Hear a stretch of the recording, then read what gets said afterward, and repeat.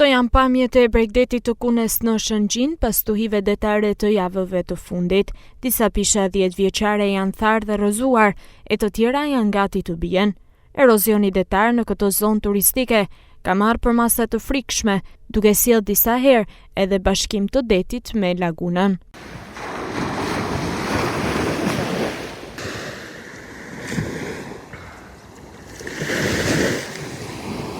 Pas ndërtimit të skalierave, në anën jugore të grykderdhjes së lumit Drin, erozioni është bërë më agresiv në Bregdetin e Kunes, ku deti ka avancuar edhe në 20 metra në vit, thot eksperti i mjedisit Jak Gjini. Pas përfundimit ndërtimit skaliere në anën jugore të grykderdhjes së lumit Drin, është bërë shumë më agravuar në këtë mjedis ku jemi në Bregdetin e Kunes, dhe ka pas vite që deti ka avancuar edhe 20 metër. Pra duke humbë një pjesë të madhe të territorit të Kunës. Tu është bashku me lagunën e litoralin që ndanë disa herë dhe kur gjen fragmente pyjore, aty ndalohet dhe ndërkohë dhe mush pjesën tjetër. Pra gjithsesi këtë laguna po shkon në shpërbërje. Në këto kushte, eksperti i mjedisit thotë se laguna e Kunës po shkon në shpërbërje dhe ekosistemi nuk i kryen më shërbimet që i ka nga natyra. Përparimi i detit në drejtim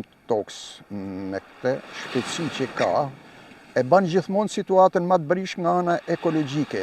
Pra ekosistemi nuk i kryen më shërbimet që ka pas dhe që i ka nga natyra, siç janë një serë shërbimesh që afron, siç janë pastrimin e ujrave, ndalimin e përbytjeve, ku në momentet caktuare uji ka ku shkarkon në këto trupat ujor lagunor, dhe një serë shërbimesh të tjera.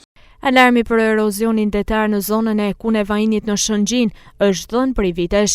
Bashkia Lezhë bën me dije se ndërhyrje të tilla kërkojnë fonde të mëdha dhe në këto kushte shqetësimi është përcjell institucioneve qendrore për të marrë masa.